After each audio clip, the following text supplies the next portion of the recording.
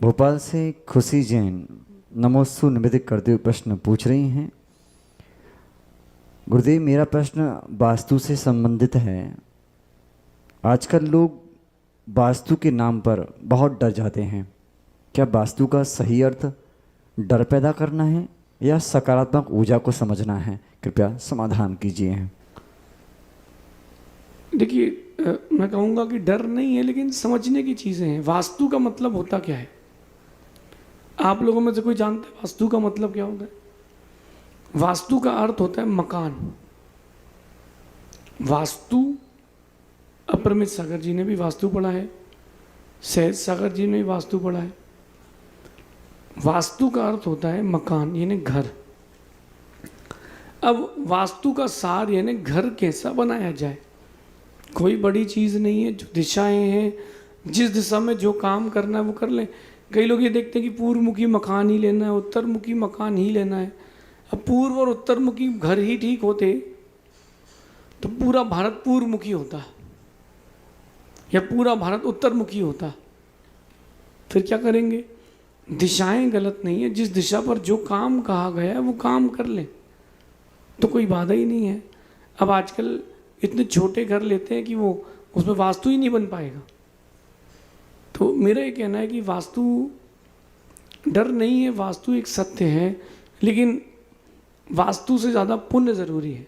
ज्योतिष हो या वास्तु, उसका एक ही हिस्सा आपके साथ काम करता है, 30% 40%, बाकी शेष आपका पुण्य है। अगर आपके पास पुण्य है तो ना वास्तु तुम्हारा कुछ कर सकता है, ना ज्योतिष कुछ कर सकता है। मैं भी वही हूँ, आदित्य सागर, जो 2018 में था। व्यक्ति का चेहरा नहीं देखा, और मैं अगर बात करूं तो दिन भर में अगर 2 लोग भी दर्शन करने आ जाते थे तो बड़ी बात थी। अब उस समय न्यूमरोलॉजी कहाँ गई, उस समय मेरी कुंडली कहाँ गई? सारा खेल पुण्य का है। वही लंका जहाँ रावण राज करता था, उसी लंका के में उसका देहावसान हो गया। तो वास्तु और ज्योतिष क्या करेगा? डरना नहीं है। मैं आपसे बोलूँगा, अपना पुण्य बढ़ा लो, सारे काम बन जाएंगे। लेकिन वास्तु का नाम तोड़ा फोड़ी नहीं है। आप अपने घर पर नंद्यावर स्वस्तिक की स्थापना भी करके वास्तु आदि का निराकरण कर सकते हैं। बैलेंस बनाना है और कुछ नहीं। साधु भगवंत ये भी कहते हैं कि गुप्त दान मत दो, दिखा के ही दो। उसके पीछे का कारण ये है कि लोगों को मालूम चलना चाहिए कि मेरे सामने कितने दान लगता है, कितनी वही लगती है। लेकिन ये धर्म नहीं है। बहुत सारे लोगों को आप देखना, गुप्त धन की प्राप्ति होती है, यद्यपि वो किसी को बताते नहीं हैं, लेकिन बहुत सारे लोगों को गुप्त धन की प्राप्ति होती है। और वो जो गुप्त धन प्राप्त होता है वो गुप्त दान देने वालों को ही होता है। आज से 20 साल पुरानी दिन याद कीजिए, इतनी बोलियां 25 साल पहले इतनी बोलियां नहीं लगती थी। चुपचाप साइलेंटली लोग आते थे, एक लिमिटेड अमाउंट लेते थे और बाकी मंदिर की गुल्लक में डालते थे। और मंदिर की गुल्लक भी ऐसी पैक रहती थी कि दिखे नहीं कितने रुपए डाल दिए।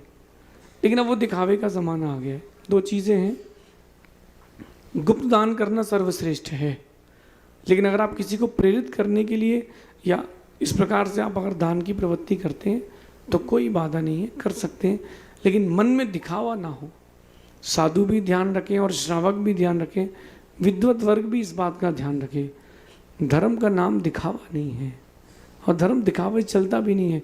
एक महाराज का हमने स्टेटमेंट सुना तो मुझे लगा कि वो महाराज कम वसूली भाई ज़्यादा है। उन्होंने एक बात बोली कि मंदिर में सबसे बड़ा धर्मात्मा कौन है? मंदिर जो पूजन अभिषेक करने आया है, सबसे बड़ा धर्मात्मा कौन है? जो जितनी बड़ी चैरिटी देगा वो उतना बड़ा धर्मात्मा है। अब मेरा प्रश्न है कि कोई गरीब अगर दान नहीं कर पा रहा और मंदिर आ रहा है तो धर्मात्मा नहीं है। और इस हिसाब से तो महाराज भी धर्मात्मा नहीं बचे, क्योंकि वो भी कहाँ दान करते हैं। तो धर्म जो है वो दिखावे का नाम नहीं। हाँ, अगर आप ऐसा प्रेजेंटेशन करके जिससे लोगों को भी प्रेरणा मिले, ये भाव है तो करें। बाकी गुप्त दान करना सर्वश्रेष्ठ है, वो आपको अभिमान से बचा के रखता है, ऐसा समझिए। भीलवाड़ा